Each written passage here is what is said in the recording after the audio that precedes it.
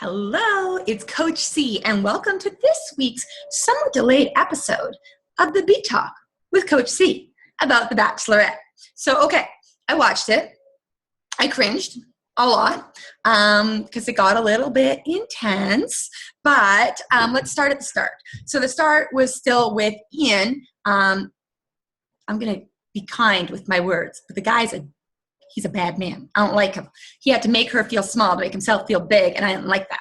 Anyways, there's a difference. He's like, you told us to be honest. Well, there's a difference between being honest and being an ass. Like, there's honesty, but there's not insulting a person and tearing a strip off them. That's not honesty. That's just plain rude. So, yay for you for being gone, and no, your people are not going to be lining up to have you be the Bachelor. Trust me, there's a show I would not watch. I would not watch that season. So if they want to lose some ratings, go that route. That's totally fine.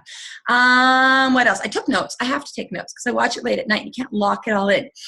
Okay, so when she's so upset from everything that Ian said to her, understandably, Nick already did have a rose, but he was the only one that thought to go see her and see how she was doing. So I kind of applaud him. He cares about her. He knew she was probably upset given what was looking like was going on, and he went to her. I don't see any fault in that.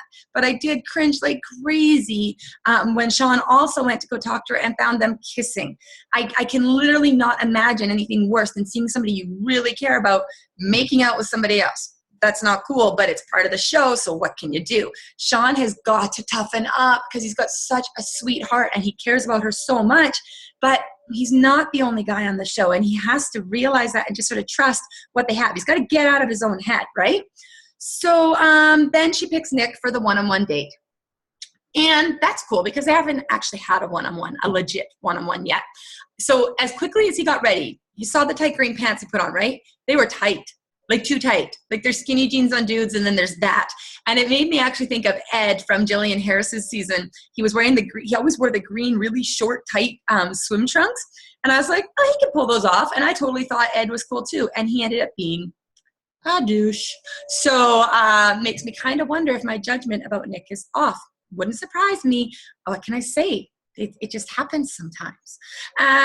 Okay, really, really sad that Josh got sent home. I mean, he did make her a metal rose, but alas, it was not meant to be. And what else happened there? Oh, what else happened? So my guess is there was some coaching that got them to go back to her room for some more privacy. But before that moment, I felt bad for those that were like in the bar near them. They could not keep their hands off each other. And I like that they are that passionate, but let's face it, when you are looking for love, that has to be a part of it. You have to be connected, but there's got to be more to it than that. So I really hope there's more to their connection than just that desire to be all over each other. It was hella awkward listening to the breathing. How do they forget there's cameras there? How do they forget? I couldn't. There's like a camera zooming in. No, sorry. It was a bit much, in my personal opinion.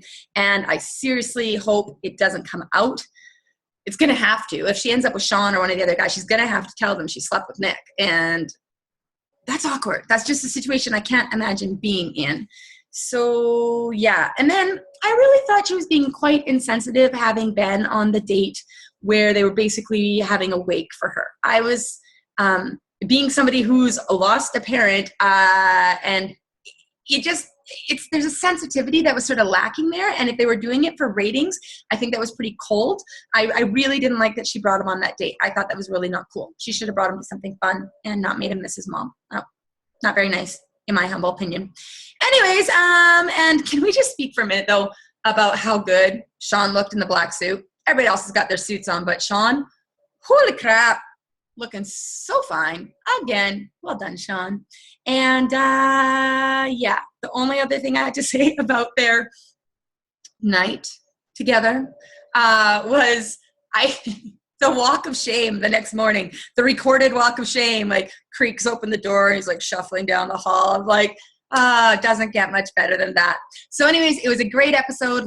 Like great. It was a good episode. I can't wait for next week. I thrive on seeing this show and seeing where they go. And it's really to me about the psychology behind it all. I can't imagine having like that many guys that you're trying to figure out who's going to be your husband. But I do legitimately think she's looking for her husband, and I wish her all the best in that hunt. And that's all the Coach C has for today.